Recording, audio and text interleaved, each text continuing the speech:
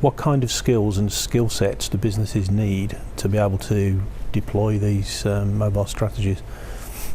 I think there's a pretty broad range of skills that are required. But I think if I called out the key areas you need, certainly from an architecture perspective, we need somebody who's capable of looking across the demand profile of the applications that need to be developed and making sure different technologies are appropriate for different use cases. So you've got to have somebody who understands what those use cases are, understands the capabilities to then make sure that the software platform, whatever it might be, is available. So that's kind of key skill, probably key skill number one, to make sure you don't buy something you don't need. Security is probably a big challenge onto the enterprise. So figuring out how that communication between you and the mobile device is going to work, and security aspects of that. Then you're into developer skills.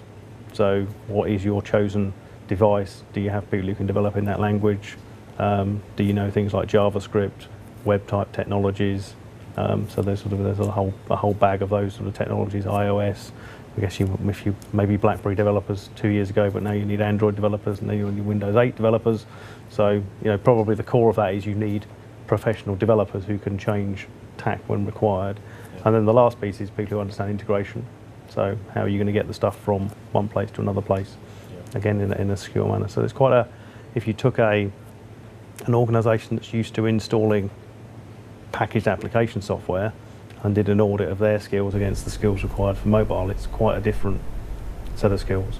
This is more of a development environment. Yeah. At the moment, it's still, even if you buy a package from SAP, the way it's knitted together is a more technical set of skills. The kind of skills Owen's just been describing, they are plentiful in the market? They are not. There may be some specific areas, as we discussed. There is a broad set of skills which are required. So there may be plenty of skills in one area, for example, .NET programmers, if you are developing a .NET based application. But where people really are not available in plenty are integration areas. For example, a typical mobile application is in 3 layers. So you got a back-end system where you need to do the changes.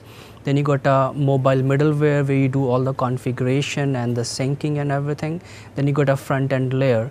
So it's really important that you got an architect who understands all 3 layers, and he knows what are the duties divided between all 3 layers, so that there is no overlap or confusion later on. So I think that's the skill set which is missing in the market, people who understand end-to-end, not just one part of the picture.